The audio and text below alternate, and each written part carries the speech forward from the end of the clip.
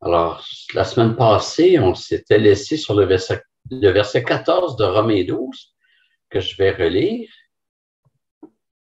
Bénissez ceux qui vous persécutent et bénissez et ne maudissez pas. Quand Dieu a contracté l'alliance avec Abraham, Dieu lui a dit, je bénirai ceux qui te béniront, je maudirai celui qui te maudira. Et là, Paul nous demande de bénir ceux qui nous maudissent. Alors, il ne faut pas y voir un changement de standard de la part de Dieu. Il faut plutôt y voir qu'un des aspects de notre ministère consiste à intercéder pour tous les hommes, pour leur salut. En ce sens, bénir les persécuteurs consiste à intercéder pour eux, pour leur salut, mais aussi à leur faire du bien. On doit faire du bien, même à ceux qui nous persécutent.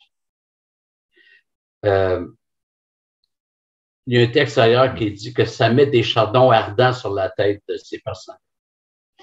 Mais ce que Dieu dit à Abraham, qui va maudire ceux qui le maudiront, ça parle du jugement dernier. Ultimement, ceux qui se sont opposés à l'alliance de Dieu, alliance qui bénit, ben, ils seront maudits. Et donc, c'est là qu'est l'accomplissement ultime de ce que Dieu a dit à Abraham. Mais pour l'instant, on est appelé à bénir, à faire du bien à ceux qui nous persécutent. La différence aussi entre ce que Paul écrit et ce que Dieu avait dit à Abraham, c'est que pour Abraham, Dieu dit que c'est lui-même qui va maudire. Il dit, je maudirai celui qui te maudira. Il ne dit pas, toi, maudis-les.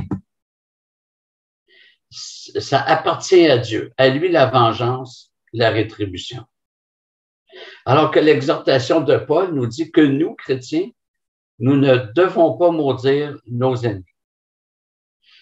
Et présentement, Dieu bénit dans un sens les non-chrétiens.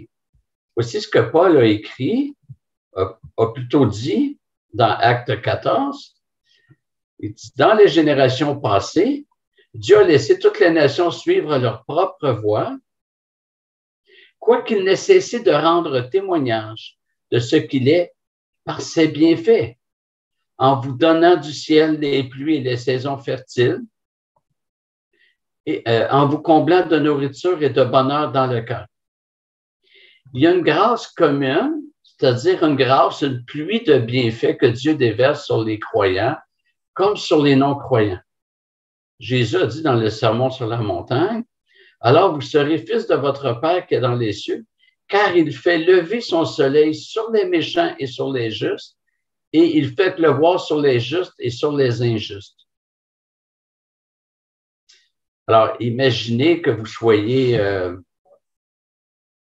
cultivateur et que là, il manque vraiment de pluie, que vous priez pour la pluie, puis que Dieu en envoie, c'est probable que votre voisin en ait aussi, même s'il n'est pas chrétien.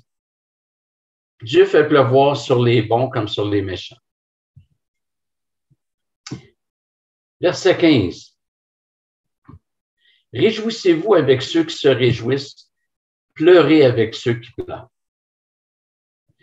Se réjouir avec l'autre, c'est plus que dire « je suis bien content pour toi ». C'est montrer un intérêt pour lui. Je ne suis pas indifférent aux bénédictions que Dieu accorde à mes frères et sœurs, même si j'ai des besoins qui ne sont pas encore rencontrés. Il y a un pasteur que j'ai bien connu, qui avait confessé il y a peut-être 25-30 ans, peut-être plus 25, il avait dit qu'il y avait beaucoup de difficultés à se réjouir si une autre église prospérait alors que la sienne avait de la difficulté. Puis, bon, il s'en repentait, hein? Mais on doit se réjouir pour les bénédictions que Dieu déverse aux autres. Surtout que quand Dieu déverse des bénédictions aux frères et sœurs, ben, ultimement, c'est à nous qu'il les déverse parce qu'on est un corps. Puis en principe, tout le corps bénéficie des bénédictions. Mais je vais aussi pleurer avec ceux qui pleurent. Je ne suis pas indifférent aux épreuves de l'autre. S'il y a une exhortation à persévérer dans la détresse, au verset 12, ici, les chrétiens doivent se mobiliser pour accompagner ceux qui souffrent. C'est-à-dire que dans la détresse, Dieu nous secourt, mais attendons-nous à ce qu'il le fasse aussi et peut-être d'abord par les frères et sœurs.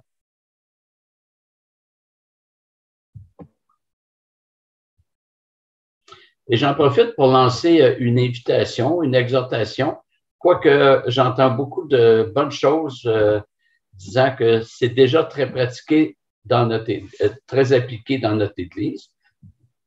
Quand quelqu'un va pas bien, qui traverse une période difficile, qu'il ne file pas, pourquoi ne pas l'appeler? Aller prendre un café, l'inviter à manger ou à parler. As-tu besoin de parler? Ou demander, as-tu besoin d'aide? Comment je pourrais t'aider? J'aime pas ça te voir comme ça, j'aimerais ça t'aider. Pleurer avec ceux qui pleurent va plus loin que partager la même boîte de papier mouchoir. C'est manifester une compassion et une solidarité dans l'épreuve de l'autre. Ça serait anormal que mon frère ou ma sœur soit éprouvé, que je sois indifférent. Il y a quelque chose qui serait pas normal.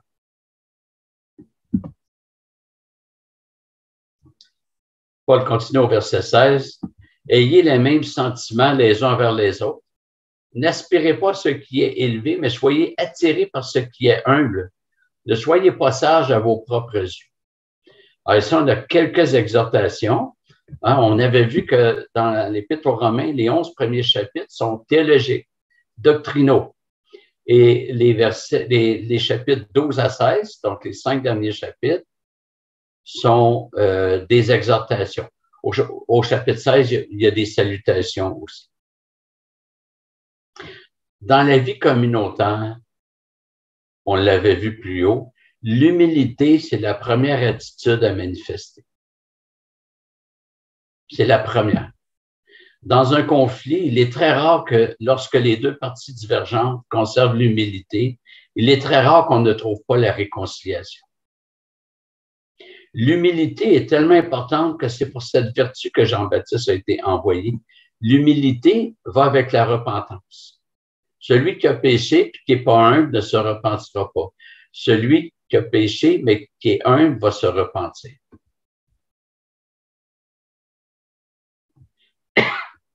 L'humilité fait partie des béatitudes. Même Jésus s'est humilié. Il s'est humilié jusqu'à prendre la forme d'un serviteur, d'un esclave.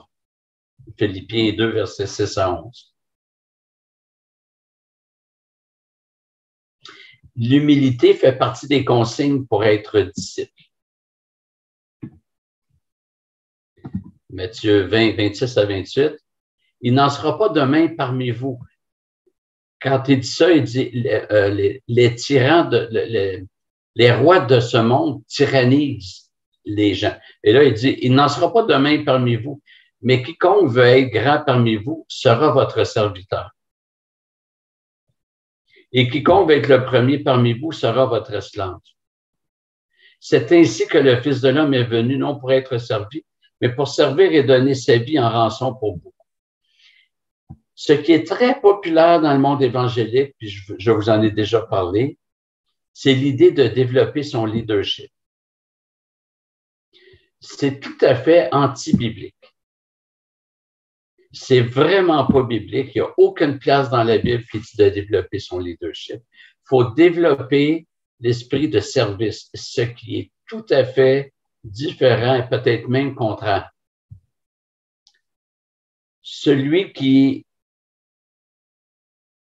veut développer son leadership recherche son propre avancement. Celui qui veut se faire le serviteur recherche l'avancement de l'autre. L'orientation, le but est totalement différent. L'humilité fait que je vois l'autre comme au moins égal à moi, mais même pas dit ailleurs de regarder les autres comme supérieurs à nous, comme au-dessus. L'humilité a été l'attitude de Jésus lui-même, j'en ai parlé, mais à cette différence que son humilité l'a amené à prendre une position inférieure à ce qu'il était. Alors que pour nous, être humble n'est rien d'autre que de reconnaître notre petitesse réelle. Jésus s'est humilié en s'abaissant. Nous, c'est juste en reconnaissant qu'on n'est rien. On ne peut pas être plus bas que rien. Hein, Paul dit, si quelqu'un pense être quelque chose alors qu'il n'est rien, il s'illusionne lui-même. On n'est rien par nous-mêmes. On est tout en Jésus-Christ. C'est comme un chèque. Un chèque, c'est un bout de papier qui vaut rien. Mais si un milliardaire remplit un chèque, là, il y a une valeur. Pas en raison du papier, mais en raison de ce qui est écrit sur le papier.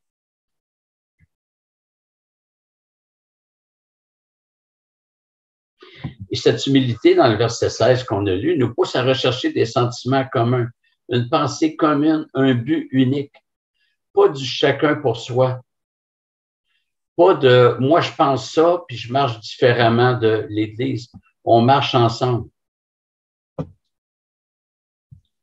Le cœur humain cherche constamment à ce que ses propres idées soient réalisées.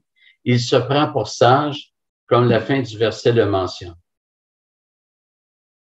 La plupart du temps, quand il y a des conflits, on oublie les réalités des versets 4 et 5, que nous sommes un corps avec tout ce que ça comporte. Et on est porté, à cause de notre péché, à se définir plus individuellement que communautairement. Mais Dieu a créé le monde pour se faire un peuple. Il nous a sauvés, nous qui étions des brebis errantes. Chacun suivait sa propre voie. Ça, c'est notre vie passée. On était individualistes. Chacun suivait sa propre voie. Il nous rassemble, il fait de nous un troupeau, un peuple.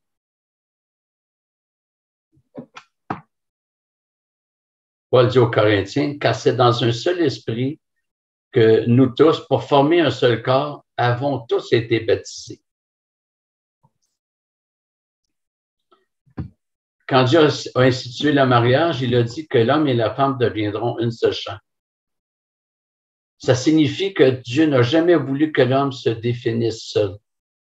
Puis le même principe, même si les modalités sont différentes, le même principe vaut dans l'Église.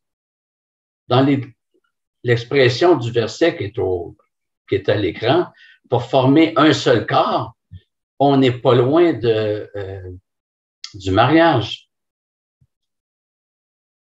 On s'appartient les uns aux autres. Si mon pied a des ambitions différentes de mon bras, ça ne fonctionnera pas. Il faut que le corps fonctionne ensemble. Et l'humilité n'est pas seulement une façon de se considérer par rapport à Dieu, mais aussi par rapport aux autres, dans l'Église particulièrement.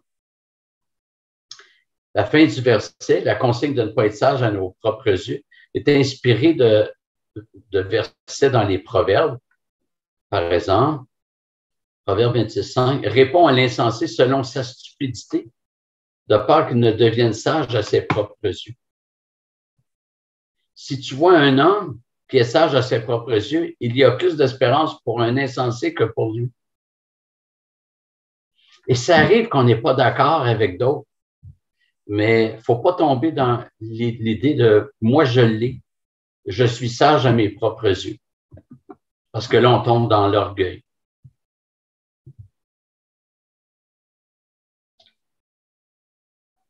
Alors que l'exhortation de Proverbe, c'est « ne sois pas sage à tes propres yeux, crains l'Éternel, écarte-toi du mal ».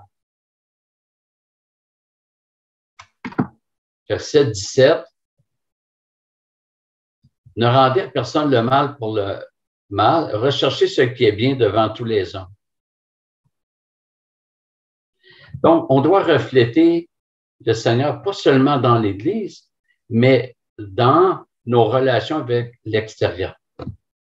On ne doit pas rendre le mal pour le mal et rechercher le bien devant tous les hommes. Paul pense peut-être aux persécutions qui sévissaient, devant lesquelles les chrétiens étaient appelés à ne pas rendre le mal pour le mal. Et ça répète la consigne du verset 14 qu'on avait vu.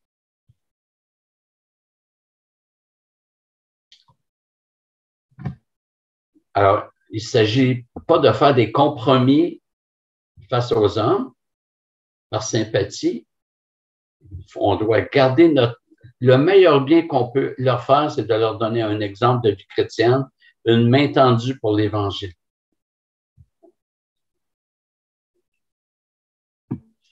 Et le fameux verset 18 dit, « S'il est possible, autant que cela dépend de vous, soyez en paix avec tous les hommes. »